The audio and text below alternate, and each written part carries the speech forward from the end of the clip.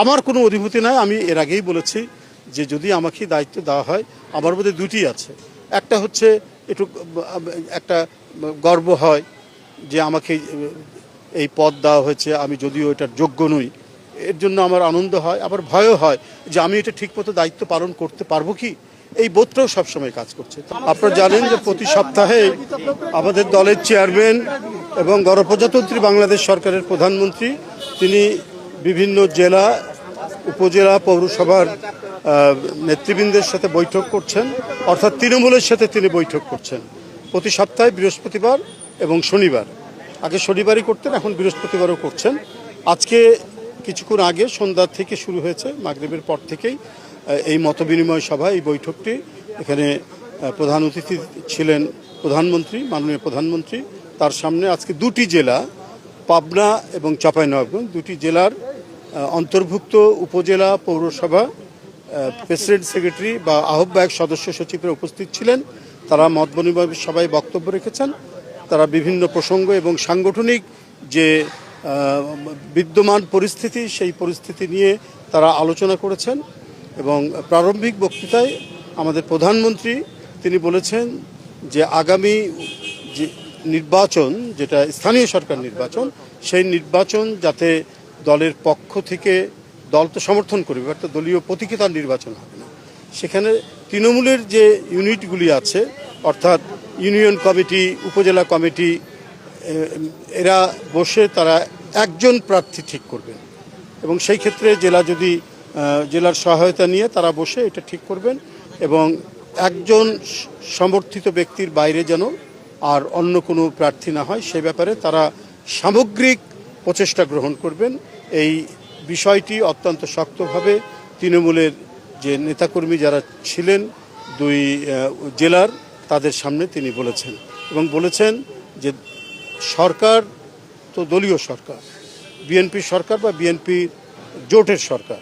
তো এই সরকার যে সামাজিক সুরক্ষা, উন্নয়নমূলক নানাবিধ যে কর্মসূচি পালন করছেন, সেই কর্মসূচিগুলি দল যদি সুসংগঠিত থাকে, দলের নেতা কর্মীর মধ্যে যদি আন্তঃসম্পর্ক অত্যন্ত সুদৃঢ় থাকে, তাহলে এই যে যথাযথ যে পদক্ষেপগুলো তিনি নিয়েছেন বা যে কর্মসূচিগুলি বাস্তবায়ন হচ্ছে, সেগুলি তারা জনগণের সামনে তুলে ধরবে।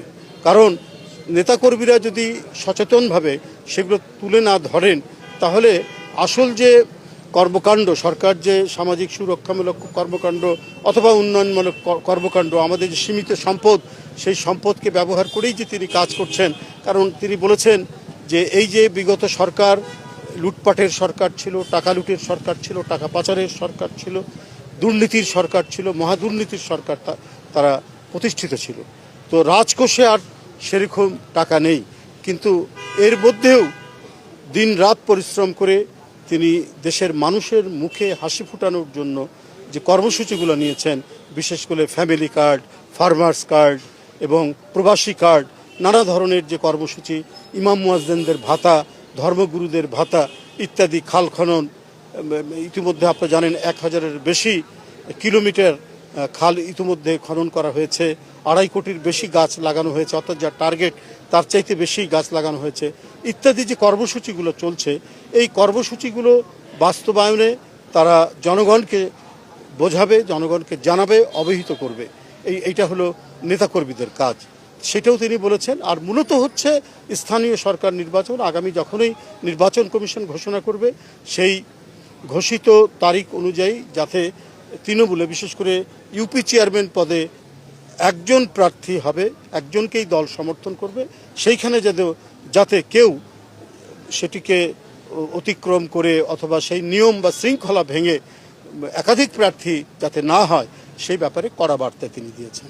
এবং আপনাদেরকেও বলে রাখি, তিনি দলীয় শৃঙ্খলা বজায় রাখার জন্য খুব যথাযথভাবে এখানেও তিনি কড়া নির্দেশ দিয়েছেন তৃণমূলের নেতাকর্মীদেরকে। জেলা থেকে উপজেলার সভাপতি, সাধারণ সম্পাদক বা আহ্বায়ক সদস্য সচিব এবং পৌরসভার যারা নেতৃবৃন্দ উপস্থিত ছিলেন, আহ্বায়ক সদস্য সচিব বা সভাপতি, সাধারণ সম্পাদককে তাদেরকে বলেছেন যে দলীয় শৃঙ্খলা ভঙ্গ হলে পরে তার বিরুদ্ধে অত্যন্ত শক্ত পদক্ষেপ গ্রহণ করবে দল। সেই ব্যাপারে তাদেরকে সতর্ক থাকতে বলা হয়েছে এবং কোনোভাবেই দলীয় শৃঙ্খলা দলীয় নীতিমালা এর বাইরে তারা যেতে পারবে না এবং দলের কোনো পর্যায়ের নেতাকর্মী অনৈতিক কোনো কর্মকাণ্ডের সাথে যুক্ত থাকতে পারবে না। এ বিষয়ে দলের চেয়ারম্যান এবং মাননীয় প্রধানমন্ত্রী তিনি 2 জেলা থেকে যারা এসেছেন নেতারা, সেই নেতাদেরকে তিনি এই বার্তাগুলো দিয়েছেন। এই হলো মূল বিষয়। আমার কোনো অধিভূতি নাই। আমি এর আগেই বলেছি যে যদি আমাকে দায়িত্ব দেওয়া হয়, আমার মধ্যে দুটি আছে। একটা হচ্ছে একটু একটা গর্ব হয় যে আমাকে এই পদ দেওয়া হয়েছে, আমি যদিও এটার যোগ্য নই, এর জন্য আমার আনন্দ হয়, আবার ভয়ও হয় যে আমি এটা ঠিকমতো দায়িত্ব পালন করতে পারবো কি, এই বোধটাও সবসময় কাজ করছে। তো আমার যারা এখানে মানে সহকর্মীরা রয়েছেন তাদের প্রত্যেকেরই সমর্থন নিয়ে, তাদের সহযোগিতা নিয়ে, তারা ইতিমধ্যে সহযোগিতা করেছেন, আমার সাথে যারা এখানে রয়েছেন প্রত্যেকেরই সহযোগিতা করেছেন এবং আমি আশা করি তাদের সহযোগিতা নিয়ে আমি সামনের দিনগুলো আমার উপর অর্পিত যে দায়িত্ব আসবে, আমাদের চেয়ারম্যান যে দায়িত্বগুলো দিবেন, যে কাজগুলো করতে পারবেন, সেটা যাতে সুচারুভাবে করতে পারি, সেটাই হচ্ছে আমার মধ্যে এখন সবচাইতে মানে বড় ভয় বলতে পারেন, এটা একটা অনুভূতি বলতে পারেন যে আমি ওইটা ঠিকমতো পালন করার চেষ্টা করব। সেই ক্ষেত্রে যাতে আল্লাহ তাআলা যেন আমাকে সাহস শক্তি দেন।